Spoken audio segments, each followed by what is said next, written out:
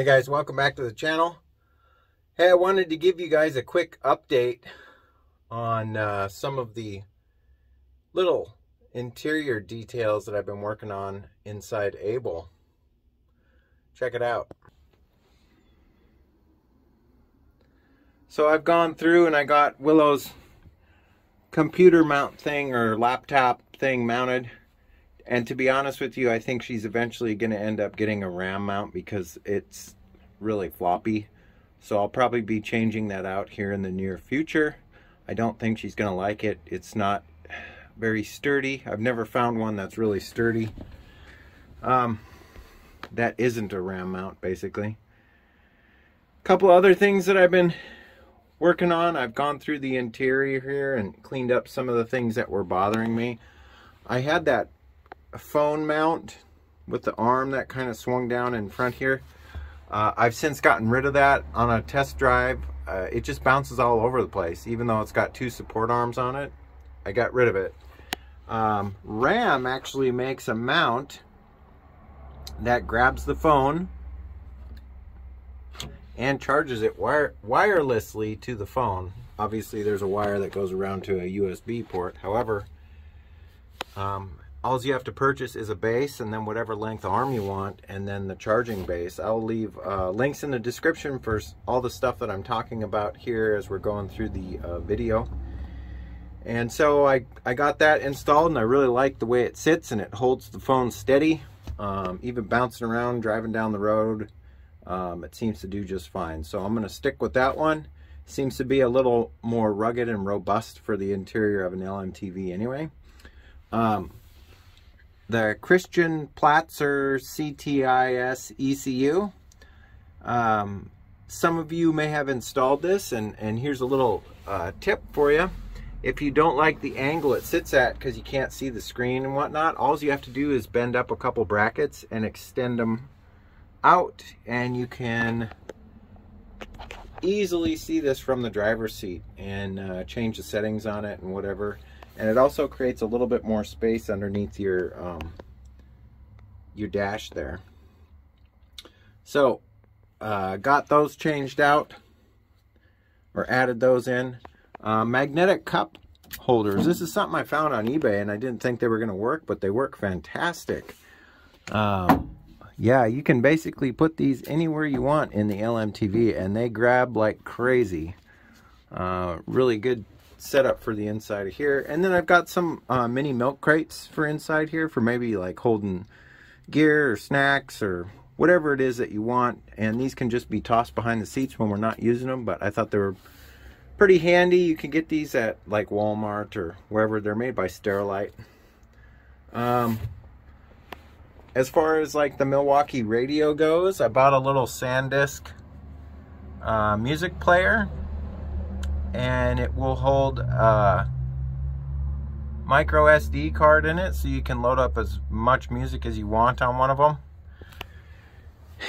And then there's a cable that runs from here to here, and you can use the auxiliary port to play your music on your Milwaukee radio while you're driving down the road.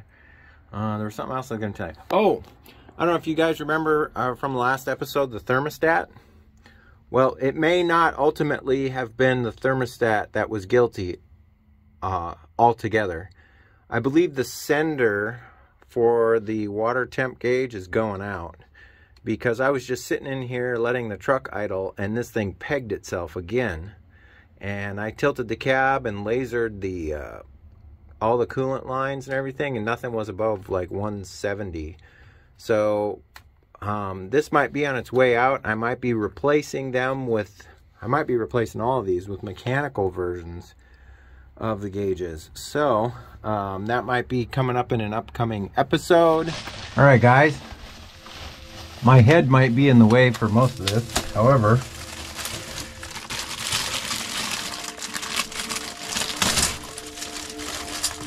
the coolant, the mechanical coolant temperature switch, or gauge, sorry, showed up. So we're gonna get this installed. keep an eye on the series here because we are going to be replacing the majority of these gauges with ISSPRO stuff. As this is kind of a warning sign as to what's to come. So yeah, a lot of this stuff is going to be failing because it's getting older. And this is just a part of owning one of these trucks, is that from time to time you're going to have original pieces that decide that it's time to go. So we are going to honor that request from them and get these installed. So I hate taking this dash apart, but we're going to get after it anyway. So stay tuned, and then I'll show you where you want to connect this. It's a capillary tube type sensor, so it's pretty straightforward, but I will also include where you are supposed to mount this and all that fun stuff. So here we go.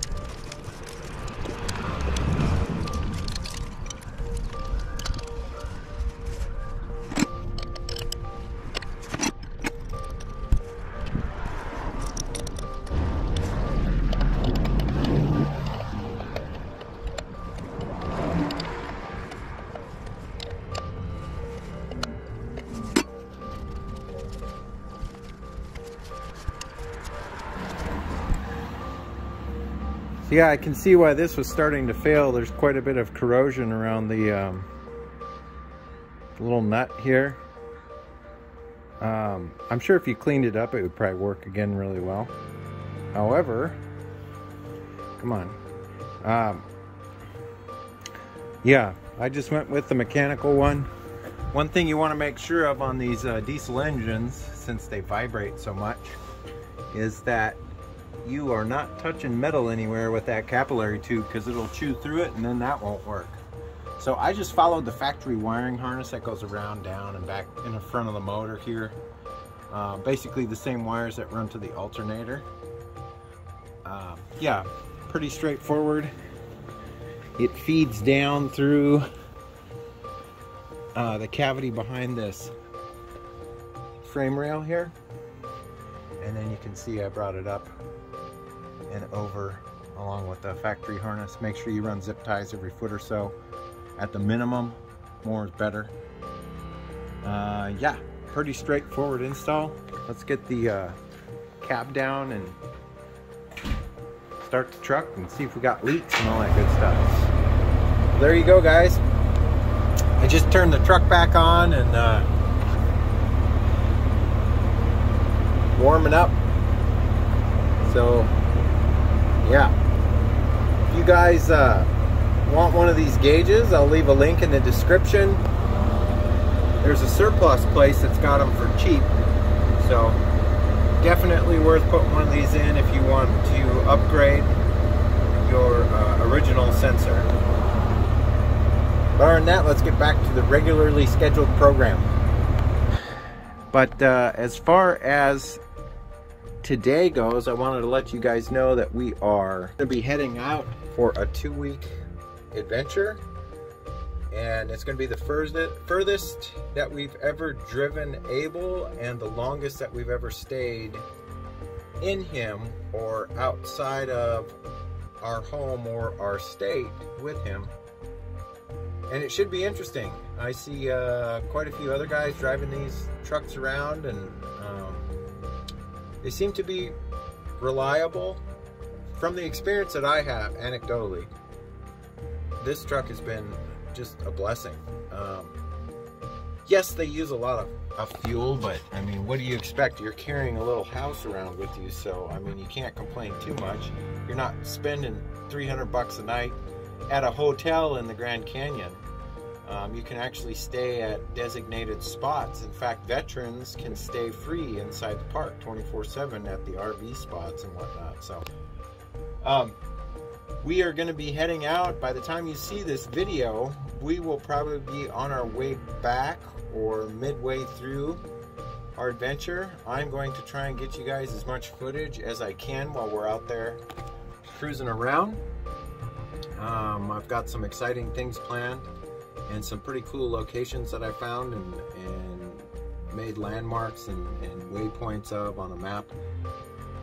And we're just going to get away for a while and just try and relax and, you know, slow down a little bit. We've been going crazy with our work schedules and whatnot lately, so it'll be nice to have a little downtime.